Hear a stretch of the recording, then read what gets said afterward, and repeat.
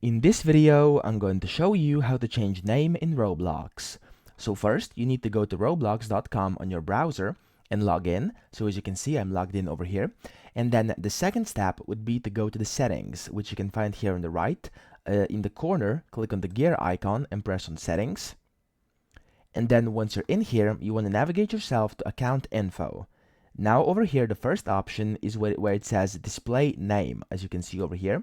And it says Insta how to right now. And the way you change it is simply clicking here on the right, where if you hover over it, it says change display name. You want to press it, change your name. So let's say I want to name it Instant How to YouTube. It says it's not appropriate, okay, but let's say I want to have 123 or whatever, okay, just get a username that is appropriate.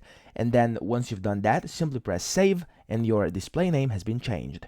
Now, there's also an important notification down here. Your display name can only be changed once every week, so once every 7 days. And you can have the maximum of 20 characters, as you can see.